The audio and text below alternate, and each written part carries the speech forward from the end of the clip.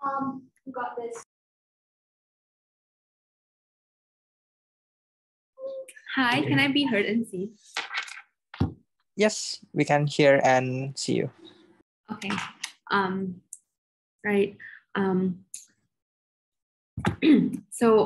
name is Yatha. I will be the Prime Minister. Pronoun she, her. I'll take PY in the chat.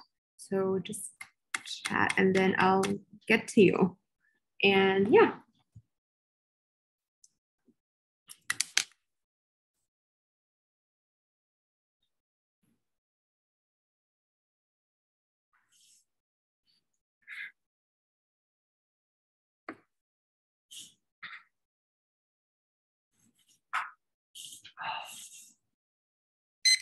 In areas like big city or areas of industrial development where there's a dire need for land, anything that is not that is not contributing to basic welfare necessity should be deprioritized. With that said, then 3 points of setup.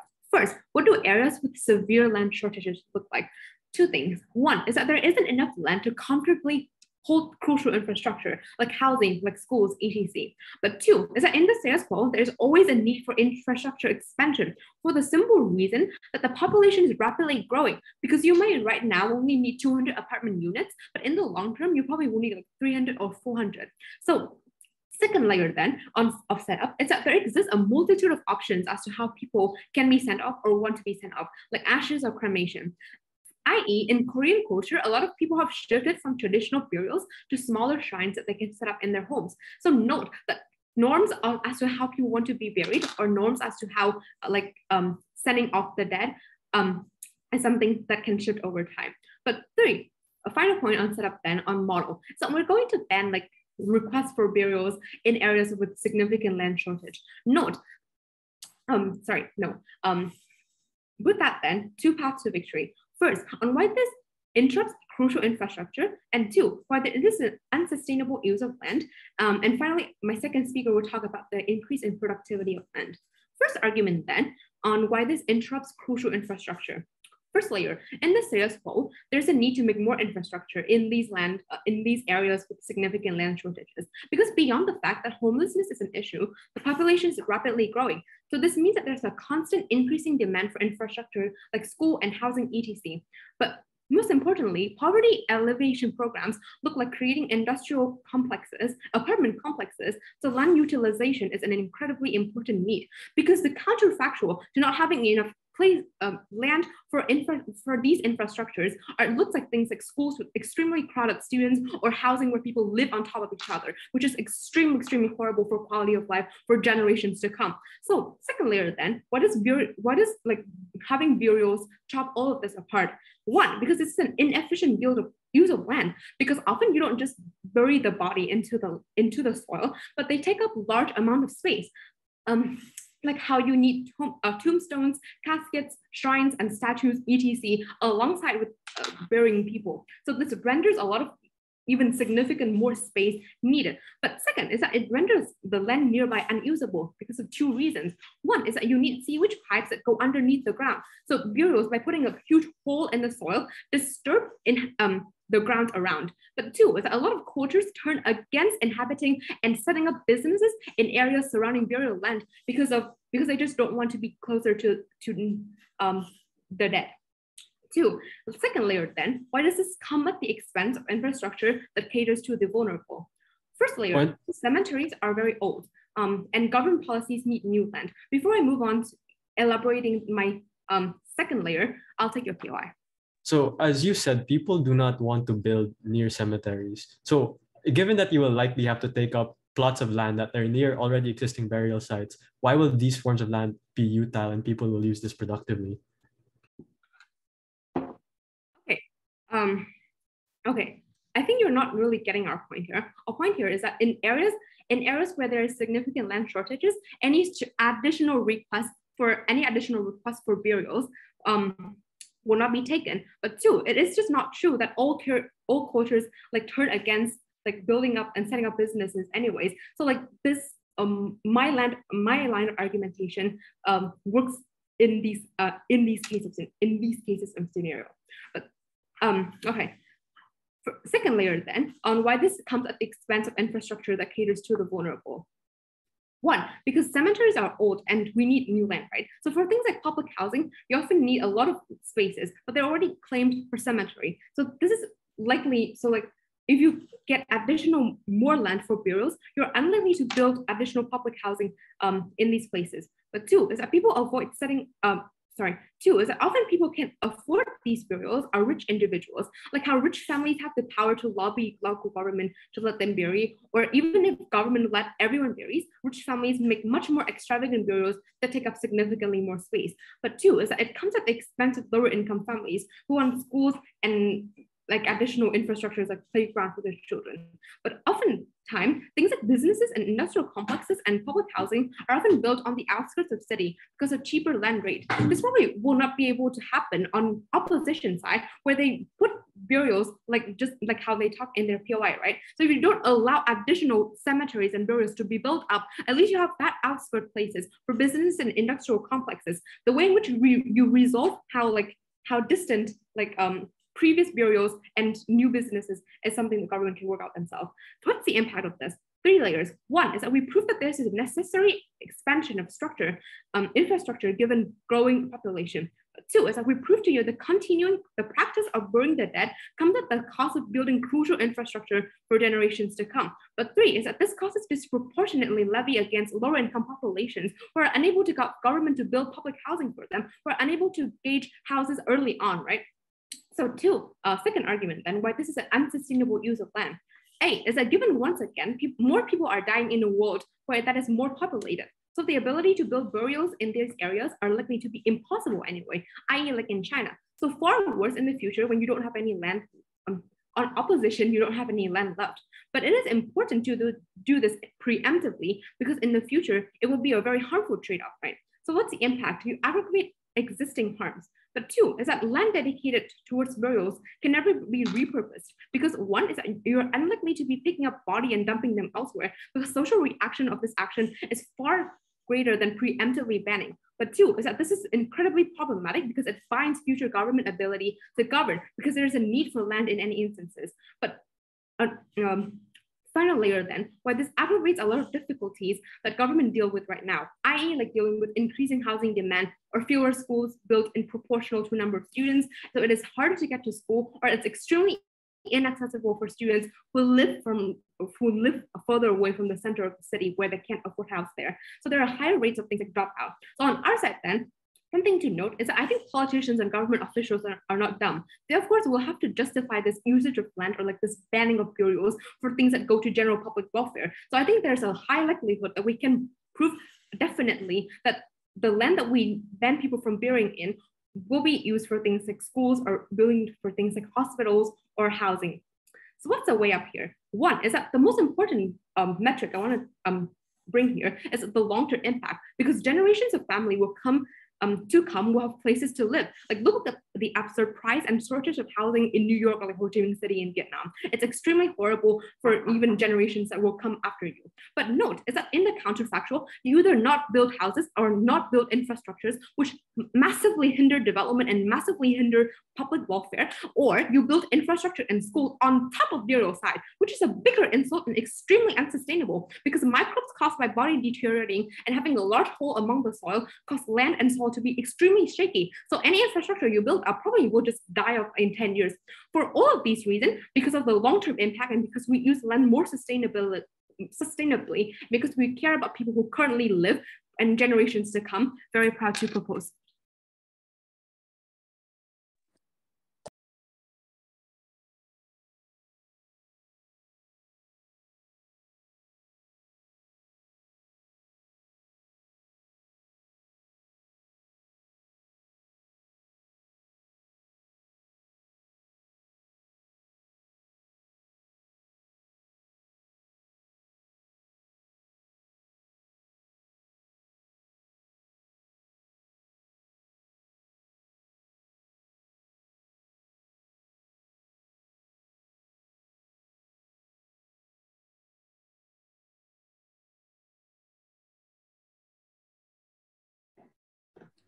Second prop, okay.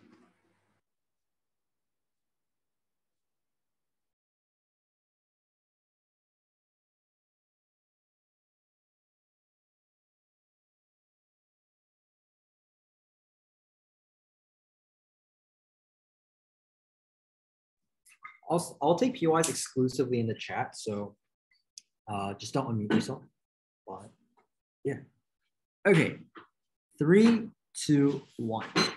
What we got from our opponents in the first speech is a lot of mitigation of their own stance. They say their alternative is stacking things. They say their alternative is like people like doing organic burials or things that reduce the amount of land. They say that, like if we won't build stuff near cemeteries anyway, this is all a concession that they understand there's a need not to expand or increase the use of burials in areas that have low and that have land shortages, but also does not defend their worst case scenario or the more likely scenario where we have religious conservatives who, like demand the kind of more conservative, more traditional casket kind of burials that happen in the status quo. Our opponents cannot get away with watering down their stance and trying to pass in this debate. First question of engagement on which side has a better use of land. Second, on the cultural value of burials, we'll engage with their biggest push on like the right to be buried. But third, argument about why we increase the productivity of land. First, on the use of land. I want to first address their counterfactual of like using eminent domain and like being against golf courses or whatever. I think for one, I want to say we can also be against like massively useless things like golf courses in areas with land shortages. This isn't something they get to defend on their own. But second, once again, this is a concession on their side of the house that they're against these kinds of like useless uses of land.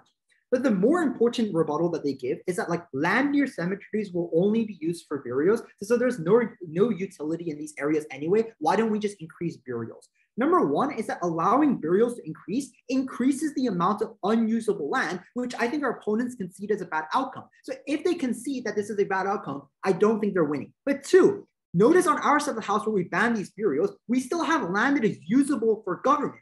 We think this is a far better counterfactual than on their side of the house, where this land is unusable, or you have to dig up this land, which we think is a far worse counterfactual. But third, notice that once again, this feeds back into the concession. So this like rebuttal isn't in this debate. But I want to do a crucial way up here, because if they concede that like there is a far loss of utility in the land here, why is this more important than all their arguments about like the right to be buried or whatever? Because we think for one, there's a greater magnitude of impact. We think the ability for people to access things like public housing, access things like areas of employment in these areas is a far greater thing, a far more important thing than like the need of the dead. But second, in the long term, notice that this isn't a sustainable policy, meaning that even if they get some level of burials, if this is a practice that continues, which they try to mitigate out, which I'll address later, this is a disaster for their side of the house. Second, on the cultural value of burials. This is where we get the biggest like argument from their side, which is they say there's a need for closure and like you need like the ability to like connect with your family once they've passed away and whatever. First, I want to vastly mitigate this. For one, their side of the house concedes that many people are less and less religious, so the needs of these things are gone. But second, notice the model we gave you. But cultural areas like Korea have shifted away from the traditional burial to making smaller shrines that you can put in your own home or put in buildings that are far more efficient. So we think there are a plethora of alternatives. But second, once again, we are willing to trade these things off for the need of the living, even if there is not such a trade-off in the status quo. The fact is, their side of the house has to defend a world where you increase burials, where increasingly land does not have utility. But second, I want to go over an argument from our side of the house, which is that our second argument was that even if in the status quo, this is something that we could sustain, that in the long term, this is unsustainable, giving a this is unsustainable. There was no response in our opponent's speech, which is an important argument, because even if you buy their case in the status quo panel, all of these things about people in the chat, please. Notice they can't respect this in the long term, where you have exponentially increasing populations, but you don't have the land. But second, let's actually flip this. Why is the cultural value of these things, or like the right to be buried, far more likely to be violated on their side of the house through the lens of this argument? Because we think in the future, where there's too much land used up, which is a likely counterfactual in cities like Ho Chi Minh City or Hong Kong, the likely counterfactual is you build on top of these cemeteries, or you dig up the bodies and remove these things, which we think is a far greater trauma and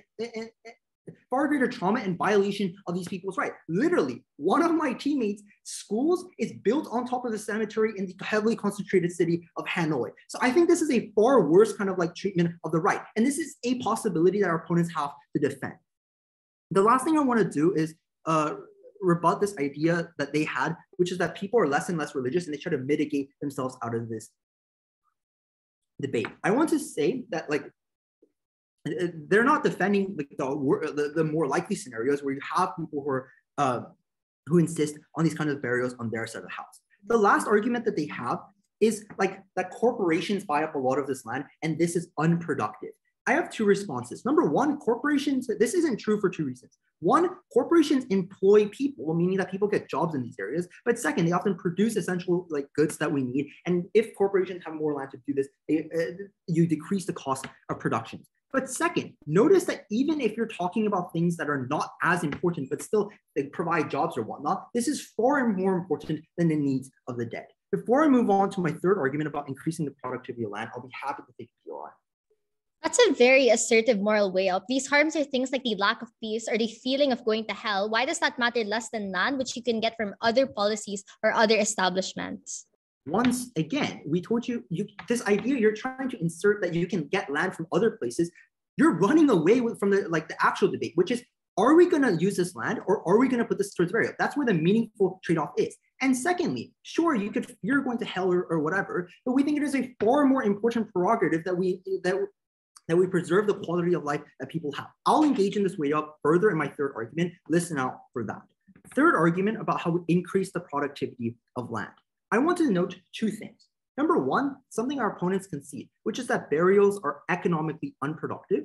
What is the likely counterfactual? We think the likely counterfactual looks like a range of things. We think this could look like public services or schools or housing. We think this also could look like the corporations that our opponents talk about. Whatever the likely counterfactual is, there are three reasons why this is a preferable counterfactual. By the way, this argument basically proves why our worst case scenario still beats their side of the house. First, because you increase employment, more businesses and employers are able to use land. This is a crucial argument if you consider that often a lot of these areas like Ho Chi Minh or Hong Kong have burgeoning populations that suffer from the plague of unemployment. But second, you often disperse things like pollution or emissions that we think are far too heavily concentrated in a world where you don't have far too concentrated in certain areas. But third, you increase the government revenue insofar as more productivity occurs on this land, which we think improves public services. I think the more important bit of this argument is in the fact that we improve quality of life, which we think is the greatest impact in this debate, because greatest impact in this debate, even more so than the kind of comfort that you get in your death, because we say that having a certain baseline of a quality of life is a prerequisite to living that meaningful life and fulfilling those things in the first place. So we think this argument independently gives us the victory. However, let's review why we win this debate. I think, panel, we tell you in areas with this aggravated lack of land, we tell you when there's a trade-off between the quality of life of people, that we'd rather choose that over the kinds of burials. But even if this is a debate about the rights of individuals, we've proven why in the long term, given this is an unsustainable policy on our opponents' grounds, that you violate these kinds of rights far more on their side of the house. So even if it is on their grounds, we win it on their grounds. I think.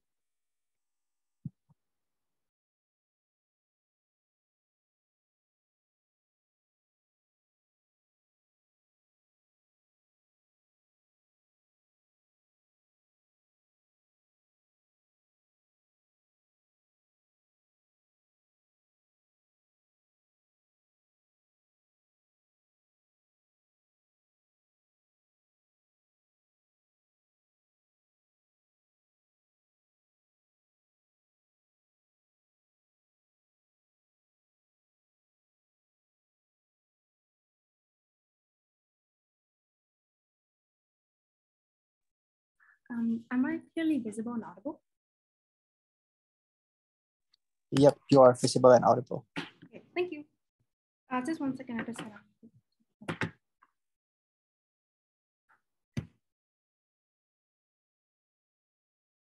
Okay.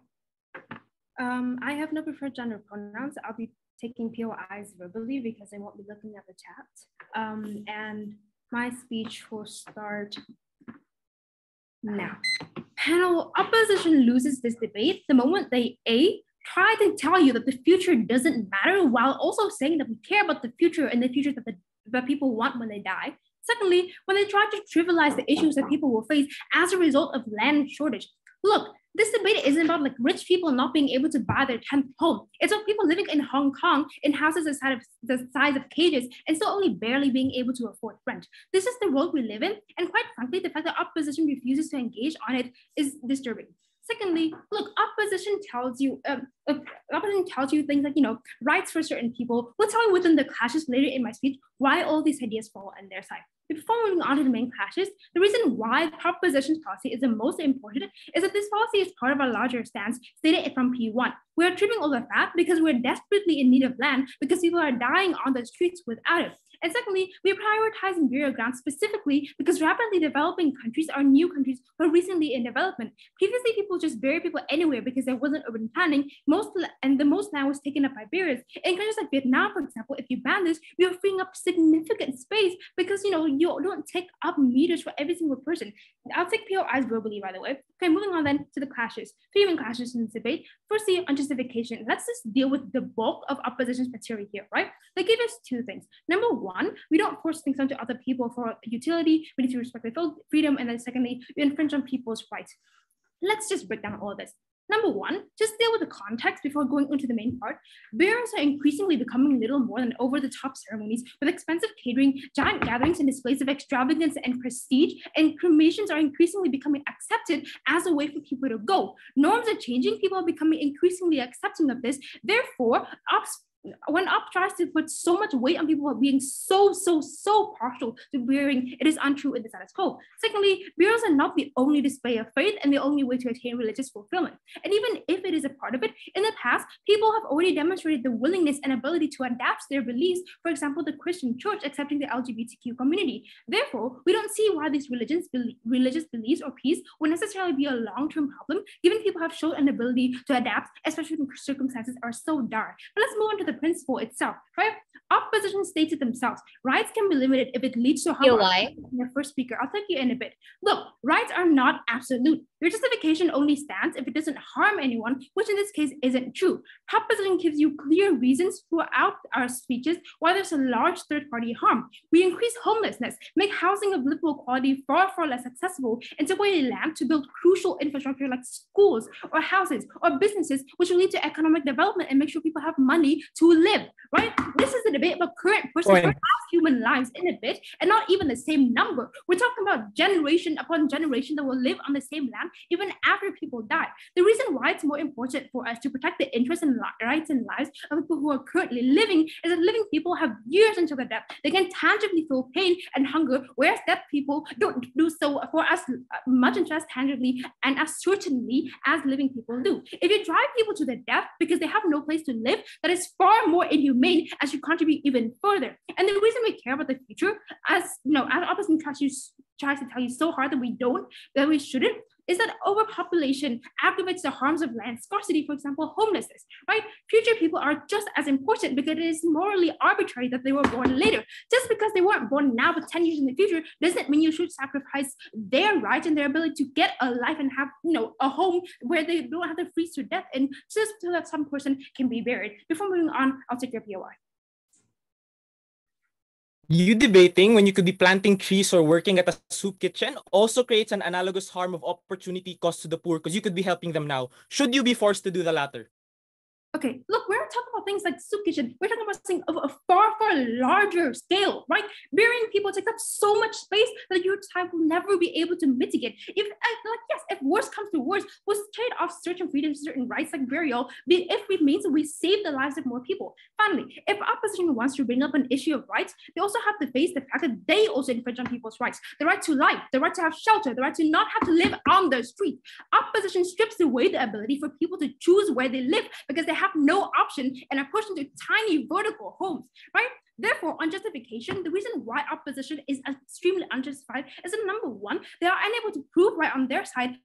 By protecting this freedom, they don't cause third-party harm and therefore take away the justification. Secondly, they cause further harm for people further down the line. It's on a much larger scale because they take away the lives of people hundreds of years down the line. Therefore, first clash goes for proposition. Second clash then on infrastructure. We tell you, opposition tells you one main thing. They can give you oversight over what corporations build and take away land and build houses vertically. Why are all of these ideas untrue or inexclusive. What? Firstly, just to make this very clear, opposition proposed alternatives are inexclusive. Opposition tries to tell you that we have limited political capital, but given the fact that the problem is so urgent and the people themselves know that the land prices are rising because of scarcity, it is likely that in the future they will also agree to these measures because they know that they want houses to live in the future, right? Secondly, opposition can keep trying to control corporate buildings or build houses vertically forever, but if you're still burying more people, expanding cemeteries and taking away available land, your harms are not being solved. They're not even being mitigated. As more time goes on, you have less and less land, and no amount of vertical building can save you then, because you're only repurposing a smaller and smaller part of land as you let people build bigger and bigger cemeteries, right? Opposition mentions golf courses. No, thank you. We're not opposed to repurposing golf courses and such. Sure, go ahead. But cemeteries, on the other hand, cannot be repurposed. This is unique to proposition, where we tell you that we have a unique harm, right? Finally, opposition gives you a principle of people's autonomy and freedom, that people should be able to do what they want, but then also proposes in the very first speech of using eminent domain and taking away property and again violating not only people's freedom but also property ownership. Therefore, they shoot themselves in the foot. Finally, clash on an emotional reaction. Opposition tells you that you anger people and therefore can't implement these other laws. Look, we tell you that peace and closure are emotions and feelings that do not pose nearly as much of a direct threat as hunger because all your money went to rent and you can't afford anything else, or freezing to death on the street because you can't afford housing. Yes, we care about people. We want people to have as much peace and closure as possible, but not at the expense of people dying on the streets and not having money to live, right? When you have to take certain trade-off, and in this case, our trade-off is certain freedoms and certain luxuries so that people don't have to die, people don't have to live in extreme poverty and misery. Therefore, on proposition, when we are able to tell you that number one, the emotional reaction is something that is likely going to cease in the long run because people have adapted in the past and can do so in the future. And then secondly, we give you the ability to make sure that people have lives, have houses to live in and don't die. We give you a world in which we have far more justification because we solve the urgent problem of saving people. Therefore, what does proposition gives you and why does this material stand even now? Number one, on justification, we give you justification on the lives of people who can still die in the future. Secondly, we give you infrastructure, right? Whereas opposition interrupts this social infrastructure, and we give you the ability to expand the area upon which you can build instead of having those used for cemeteries. And finally, on the emotional reaction, we give you a world in which people are less likely to be emotionally damaged or lack closure or peace because they don't have a house and don't know whether they'll be able to afford rent the next month, right? Therefore, on all metrics specified in this debate, we tell you that there's no viable alternative, and this is the only thing that we can do to make sure that we have the biggest impact possible and save as many lives as possible. Therefore, vote proposition. Thank you.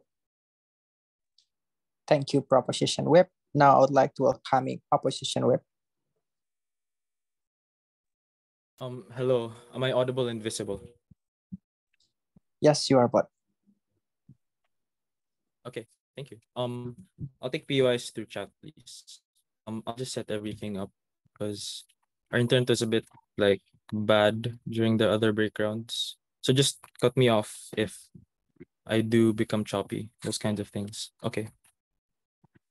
Starting the speech in 3, 2, 1. On side opposition, we told you that these people matter, that the ability to send someone off peacefully and for them to be able to peacefully depart are real impacts to real people. Up until the last speaker, they were unable to trade this off, let alone win on their own metric of utility. This is why they lose, because they never at any point cared.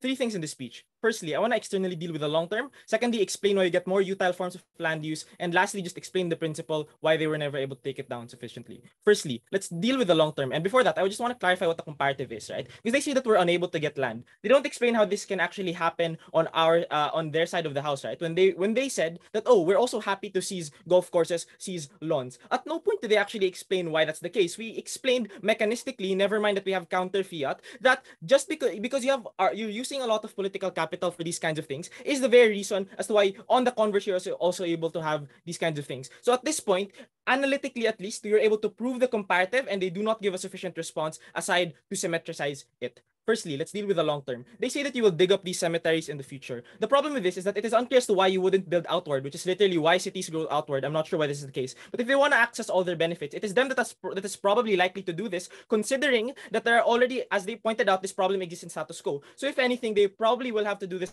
more. This long-term push does not make any sense. But secondly, I'll also outweigh this. We explained that people live longer lives, are more secular, and therefore you have less religious populations in the future. So if they're saying that cultures change, and this is literally their own mechanism, then all of their harms of destroying burials in the future minimizes the longer we wait. Because what that means is that it probably just matters to people in the long term. So that their own analysis reduces the impact of that. But more importantly, we explained that the mandate of states come from present voters, comes from people who value their dead relatives now and manifest that by visiting their grave. At the end of this, one, their concessions make this very claim unimportant. If people stop caring about graves in the future and cared about burials in the future, digging those graves up disappears in the future in comparison to doing it now, but independently they just never proved why this is important. So at the end of this, our worst case, and this is the worst case that they prescribed onto us, is actually just symmetric to their average case. We can also get that land later if push comes to shove. It's much better if it doesn't matter in the future. But secondly, where do we get more utile forms of land use? And this is the second discussion. There are two sub-issues here. The first is just the net amount of land required. We pointed out that burials independently do not take up that much land, right? And this is true due to a plethora of other alternatives. The only response here is that, oh, but you still have to build some amount of land. But obviously the debate is about comparatives, right? So even if there's only mitigated best, which they assert, if you are comparing this to what you get under our side, it is significantly much better. And what are you comparing this to? You are comparing this to the same political capital that they used to piss off religious institutions, to piss off religious individuals, and use that to acquire things like golf courses, right? Which constitute a lower amount of the population, to confiscate all of those kinds of things. How do you weigh this then? And why do we get more land on net? One, you do not have the same mitigating mechanisms as burials, right? In the sense that the bigger the golf course or the bigger the lawn, the better it is. On the comparative, burial sites are only so big because of cultural narratives and religious narratives of being humble and not being blasphemous. This means that it is also their own reason. It is the fact that these things are expensive, and therefore it is unlikely to take a big amount of land. So they acquire a small amount of land under their side. We acquire more. Weighing is simple there. It is on scale. This means that they take away the ability for people to, which is already very small, versus big, like lawns, golf courses, etc., etc. But secondly, and let's be more charitable, what actually happens after the acquisition? Even if we get less land on net, why is the land under our side used much better? And this is important because at no point did they prove the utility of the land structurally, aside to just assert that this will be used for the public, right? They never at any point proved the contingency to this. So even if we get less land, if this land that we get is more utile, we still win the debate. One, they never proved these things will be built on near cemeteries in the first site. This anecdotal thing of their inmate, right? These pieces of land are largely just an extension of existing irrigation of burial sites, and therefore people won't build them there. We explained that, no response. But even if it was, it is the fact that these things already exist very far away from areas, right? It is inherently far away from where public infrastructure is needed. So sure, it might be in the same city, but it is not accessible to things like public transport or public utilities. That probably means that it's not going to be as utile as they say it is. So if you build housing, this is housing in the middle of nowhere or very far from public utilities. But you have to compare this to the counterfactual of course, or needlessly wide lawns already in cities which are near to population centers, which increases its likelihood of being utile, but it also does not just carry the same stigma of literally you building on top of graves. So at the end of this is significantly much better under our side. But really, let's be ultimately charitable. Let's say that the comparative was we don't get land at all under our side of the house, and they get some. They say that more people will be helped on scale. That might be true, but you have to weigh that to the magnitude, the harm that might be inflicted on less people, but its magnitude's worse. It is the fact that when your grave is taken away, or when your relative's grave is taken away, it covers so much of your life, so much of your identity. And obviously that's not just a principled thing, it's also a pragmatic thing. It affects how you act, it affects how you feel, and that probably means that even if they help a lot of people by a bit, they harm some amount of people by a lot, and it is unfair to do that. So why does their case therefore crumble just from this issue alone? Because a lot of their benefit is utilitarian, i.e. you get more productivity, more schools, yada yada. We prove that they don't actually get any of this, but even if they do, it doesn't meet a sufficient tipping point. Therefore, their delta is incredibly small. Before I move on to the discussion, I will happily take POI. You do know that you have to engage with land shortages, meaning all of your arguments about expanding or going to the countryside don't apply in this debate. Yeah, but my second question is get more land. Thirdly, why is it principally illegitimate? Note, what is the principle they were trying to weigh off that they said was just unimportant? We explained that this is critical for especially poor individuals who believe in religion the most, for them to be able to live the good life. They at best mitigated this. They say, if people don't want this, then we are just symmetric. But obviously, if people don't want this, then they're just using political capital for nothing. So in this rare scenario, they lose. But secondly, they say that there are alternatives. Like you can bury people next to home. That's still an act of burial. You're crossing that, and that's likely to happen more under our side of the house. But the only response here is that only the rich can access burials. This is literally not true. The poor and religious care about these things the most. But more importantly, this gets worse under their side when only the rich can probably build burial sites next to their homes or under their homes. At the end of this, their counter principle then has to fall, because P3 is right. Rights are not absolute, but their right to have housing is not met for all the reasons you say from first. Their right to have housing is not met exclusively because there are other ways to acquire land. But thirdly, their right to have housing becomes less infringed over time when graves are becoming more spacious, which is what we explain. Given that, why should you weigh our principle over theirs? There are three independent reasons. Firstly, it is the fact of alternatives. There are other ways to build extra houses that might make it less comfortable or make it less small. There are other lands to be seized. What changes is the nature of the what doesn't change is the dignity.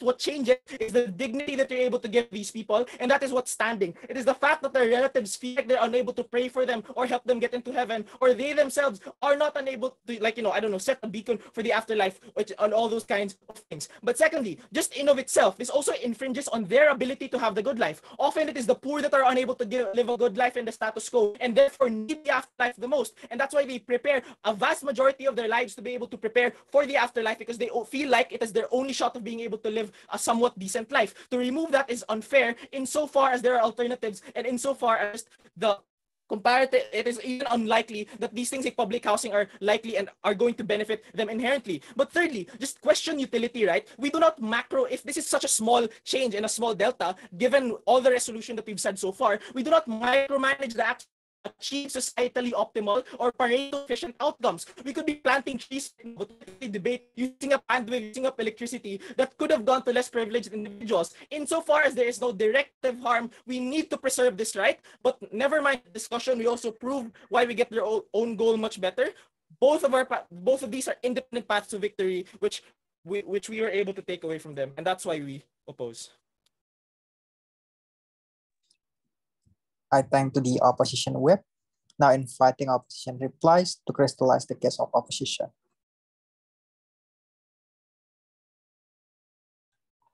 Am I visible and audible? Yes. Okay, just give me a sec.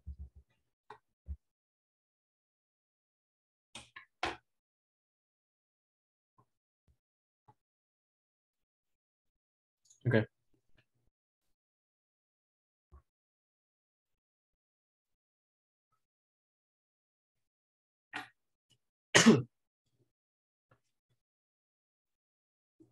Starting my speech in 3, 2, 1. Two broad issues in this reply. Firstly, on the principled infringement of people's agency. Secondly, on utility. I'd want to note that proposition's engagement on our principle was just to say, if you can prove people are more utile, it's much better, without actually engaging the meat of our analysis. We explained that for many, it is a legitimate choice for people to be buried that is vital for people's conception of the good life. And we explained that often the consequences of not being able to be buried are massive. Their only responses say, religions change, you have things like LGBT acceptance. This is an assertion. They don't really link as to why religions will change in their doctrines, especially within the doctrine of being able to have the sanctity of the body and you being buried. We explained the counter to this is the fact that this is a fundamental tenet, the fact that it's oftentimes one of the most basic doctrines within a lot of religions. Therefore, they don't prove as to why this is likely to change. So on weighing, their claim is uncertain, but we prove the certainty of the fact that it is a fundamental tenet. And we explain quite simply that people's agencies are actively undermined. You deprive them the important choice to be able to decide how to be buried. How then do you weigh any and all utility, given that the entirety of proposition's case is hedged on utility for the principled intrusion that their side will have to incur? We explain three independent ways to have to weigh it. Firstly, we explain that agency and consent are more important than utility. The fact that we care about utility, and the only reason we do so is because we willed it to be valuable in the first place. And we gave you the analogy of a doctor who would instrumentalize and non-consensually take out organs of one person and kill that person to help 5 other people. It might be maximally utile, but we still think that it's inherently illegitimate. No response. Secondly, we explain that you have infinite negative utility under their side, which they don't actually disprove. Just the fact that eternal hell lasts forever. Even if the afterlife afterlife doesn't exist. Note that utility is always subjective. The fact that these people will believe when they cannot get buried, they will descend into hell means that on the metric of utility in and of itself, these people will likely feel that it is infinite, and therefore on their metric, it is likely to be worse. But thirdly and importantly, and as we explained to no response, is that you don't ban or force people to do certain things and they don't actively harm other people. They say it is on extent. Oh, it is so harmful because of how massive and numerous burials are. But in the same way, as we explained, the analogy of a lot of middle-class people have more money than they need to survive right now. But it isn't legitimate for the government to take away that money for them to live on the base amount and to redistribute it to people who are dying, because we recognize people's agency and autonomy over important decisions of their life. For these three reasons, which receive no response, they lose this debate already because utility is less important than the principle. But let's take them on to utility. The only way that they fought against our principled argument was to say that the trade-off is death and freezing in the cold. We explained that this isn't a trade-off for a number of reasons and therefore minimizing the extent by which they can access that utility. We gave you, firstly, the fact that alternatives exist. We have other ways to be able to maximize existing land, things like vertical housing, things like high-cost housing, which just means that the alternative is not freezing to death. The alternative is living in a home. It might be a bit cramped, but it's certainly not dying. Secondly, we explained that land that is often near cemeteries is unlikely to be properly utilized insofar as the value of that land is incredibly minimal. And therefore, I really don't know as to how they envision land use in those specific instances when they themselves give the reason as to why it will likely be inutile. But thirdly, it is the fact that private actors will acquire it for their own selfish means. They assert that it is public housing. They assert that it is things that will help the poor. They don't even give you a reason as to why that is the case. It is more likely to be used for the frivolous necessities of the rich, and therefore it is unclear as to why it helps the poor. But fourthly and lastly, we explained that the location of these burial sites are often not as effective insofar as they're not within central hubs, they're not within economic centers, and therefore all of this proves that the trade-off is indeed a mass amount of people dying, and therefore the utility way-off is likely to be minimal. But we explained on the comparative, we get it better. We explained that there are other policies that we can pursue. They just say it is not mutually exclusive. Guys, this is crazy. Political capital is finite. We can pursue other policies to access other forms of land. So on weighing, we get access to other forms of land that don't actively doom people to hell and is therefore not a principled intrusion. The last claim was to say in the long term, you harm future people because in the long term, people will have to suffer because there's not enough land. Firstly, we explained that there are independent trends that move people away from burials. We're not saying that is not a tension because we're just pointing out the factual reality, which is that it's unclear why this harm occurs in the long term and therefore unclear why you have to ban it. But secondly, this is a less important consideration because we all care about people now, since that is what we are certain of is now. It's unclear as to whether or not there's actually a million people in the future or more people in the future. So on weighing, we win on utility, but even if you don't buy that, the principle is what's more important in this debate. For all these reasons, I'm proud to oppose. Thank you so much, opposition reply. Now inviting proposition replies to close the entire round. Okay, I'll start my speech in 3, 2, 1. I accredit our opponents' loss to their inability to remember the context of this debate. Because if this was a debate about areas with land shortages, they did have to engage with trade-offs. They couldn't just try to mitigate our case away by saying, look, you can just expand housing, you could spread to urban areas, because these are counterfactuals that don't exist. But second, I also want to note, it's funny the way they kind of like phrase like the utility you get on our side. Because it wasn't just about golf courses or whatever, but it was about the right to housing, which, by the way, is the right of individuals and not just something that's an extra add-on. The last thing I want to do in terms of introducing the speech is just play a little around with the analogy we got from their side, which is you wouldn't take the organ of a living person to give to more people to save them. But panel, that is disanalogous. This is the debate where we're taking organs from a dead person to make many other living people live better lives. We think this is the debate that our opponents missed. They needed to engage. 2 questions as to why we win. First, on the rights of individuals. I think there were multiple challenges that we gave. I think for one, we told you that the agency of individuals is vastly limited if it harms other people. And precisely, we told you it was often the rights of the present and the rights they had to shelter that were traded off on. It is very telling that our opponents decided to deny the trade-off exists and relegate this to the question on utility because they couldn't answer the question of why they would prioritize the rights of the dead over the rights of the living. But let me do the way up for you that we did since first, which is that 1, we told you the rights of the living are a prerequisite to a meaningful life and any kind of dignity. But second, that often people might prioritize the things that they want when they're dead, but are far more going to prioritize things that are far more able to directly harm them, i.e. things that happen when they're alive.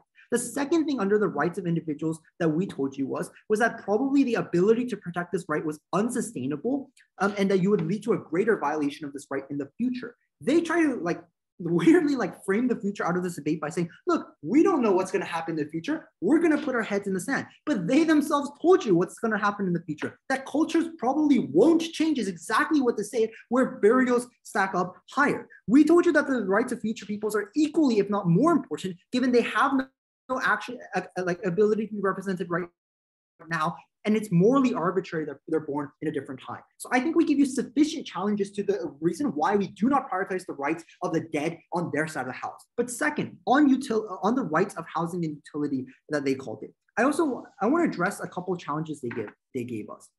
They told you, why do you have to do this to burials? Why can't you do eminent domain on a range of other things? 3 responses we gave. At the top in Prop 2, we told you this is non-exclusive. At Prop 3, we told you 2 more, which is that you can't repurpose burial areas, but you can repurpose a golf course or a residential high-rise. And also that you violate the rights of possession of people on their side of the house. They had 2 speeches to respond. They didn't do so. I think they can't. So I guess it's not that it's too late. The second thing is, why is there a trade-off? We told you the nature of land shortages meant there are housing shortages, that even if there isn't a trade-off right now, that populations increase. Their response was not that like engaging this trade-off, but once again, trying to distract you, panel, which is that they said there will be misuse from like corporations. Our P1 preempted this by saying governments are not stupid and do not want to balloon the cost of dealing with homelessness, likely to do things like public housing. But crucially, at second prop, I took the knee and said, look, even if this goes towards corporations, this increases the productivity of land, increasing government revenue for public services. So this was something that they had 3 speeches to respond to. They didn't do so. The last thing I want to do is weigh up the right to housing and like the more practical arguments against the right of the dead. We told you, one, we had a greater magnitude of impact given that it affects homelessness literally and future generations, meaning more people are affected. But second, that this was a prerequisite to the good life that opposition reply explicitly said they would defend. We say proposition wins this debate because we do not let ourselves be governed by the dead.